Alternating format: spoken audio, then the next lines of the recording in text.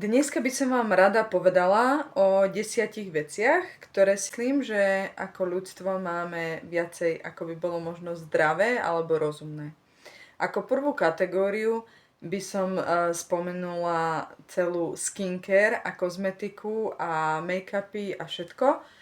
Je to kategória, ktorej ja mám možno menej ako bežná žena, bežný človek, ale myslím si, že je to veľmi prehnané, aké produkty sú teraz na kožu, na neviem jaké nočné, denné rutiny. Tuto aj dosť zapracovalo celý marketing a reklamy a všetko, že máme byť krajšie a krajší, máme mať toho viacej. Bod číslo 2 som si dala, že kupujeme si veľmi veľa topánok, oblečenia. Tie topánky a oblečenie nevynosíme ani za 4 životy a šetrí to peniaze, keď človek si naozaj premyslí, čo kupuje a ktoré oblečenie potrebuje a ktoré si kúpi len tak. Nehovorím, že si není dobré niekedy kúpiť nejaké oblečenie, čo sa nám páči, alebo že čo možno nepotrebujeme, ale chceli by sme, ale že nad tým sa trošku zamyslieť. Ako ďalší bod tu mám, že auta. Auto potrebujeme na to, aby nás dostalo z jedného bodu na druhé, hej. Si kupujeme auta, ktoré naozaj nepotrebujeme, obrovitánske, ktoré znečistujú veľmi prírodu, všelijaké terénne, keď žijeme proste v meste a chodíme po rovnej asfaltovej ceste 2 km do roboty a naspäť, všelijaké SUVčka, keď sme dvaja.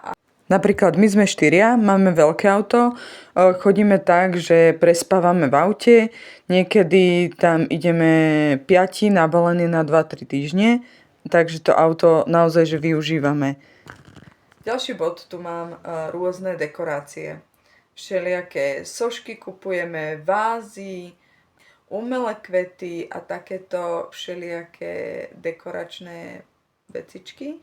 Áno, je to super mať napríklad spomienku na niečo, na čom nám záleží, mať to niekde v byte, alebo mať nejakú dôležitú sošku od, neviem, deda, babky alebo tak. Ale mať 20 anielikov, ktoré proste už ani nevieme, prečo máme, je také, myslím si, že trošku zbytočné. A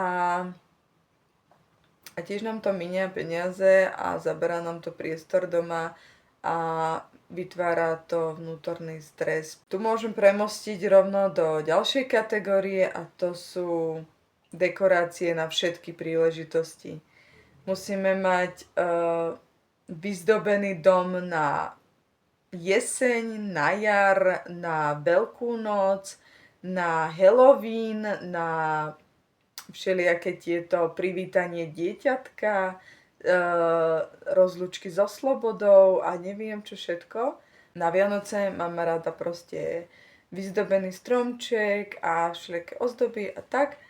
Nehovorím, že teraz nepoďme vyzdobovať na Halloweena, ale toto je taká vec, že ja si myslím, že takéto všelijaké sviatky a tieto veci má byť o tom, že trávime spolu čas a keď sa to mení na to, že vlastne máme stresy, že treba vyzdobovať celý byt a treba napiec, navariť na neviem čo a musí to byť dokonale, že potom sa tam stráca tá pointa toho, že sme v kľude spolu v kruhu rodiny a že nás to môže stresovať.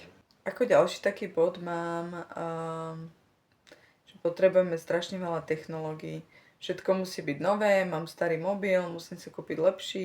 Tento mobil už mám 2 roky, kúpim si proste nový, aj keď je úplne plne funkčný a je to také zbytočné, alebo že potrebujeme 3 vysavače, musím mať 2 pračky, všetky roboty do kuchyne, pritom neviem, nepečiem. Tiež by som sa zamyslela, že vlastne koľko peňazí do toho človek dá a či to naozaj potrebuje a proste tie peniaze vieme minúť na niečo, čo možno pre nás je oveľa dôležitejšie a je to taký pocit, že áno, mám niečo nové a teším sa z toho a proste už nás to prestalo baviť, mať niečo také akože staršie.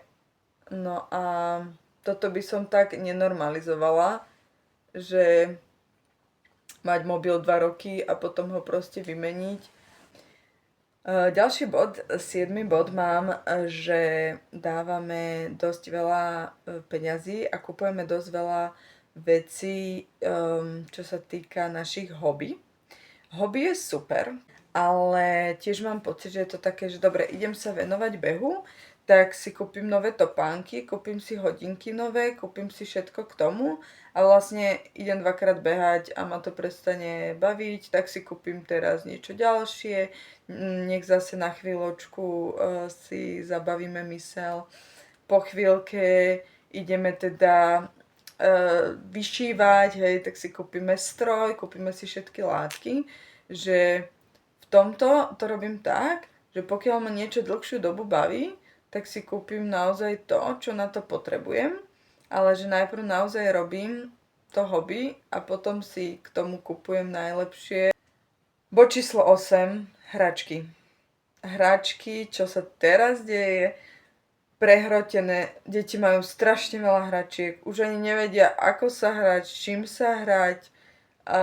Toto by som sa inšpirovala trošku minulosťou, kedy naši starí rodičia mali 2 autička a dokázali vymysleť s tým také veci a používali takú kreativitu.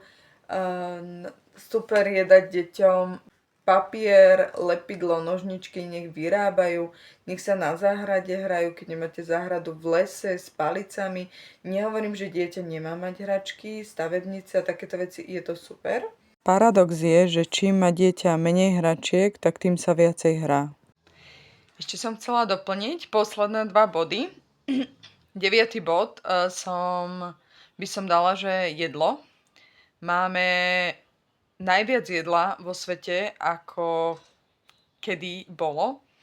A má to aj svoje výhody, určite. Je najnižšie percento hľadujúcich ľudí, ale takisto máme aj najvyššie percento obezity. Toho jedla máme taký prebytok tých kalórií, ktoré zjeme, že nám to absolútne netreba a veľmi to škodí našemu telu. Pravda, že čas výnimkám, ktorí toho jedla majú naozaj málo. Máme prebytočne veľa predplatených služieb, všelijaké predplatné, všetky rôzne tieto filmové platformy, ktoré možno naozaj netreba a len nás to zbytočne zahlcuje.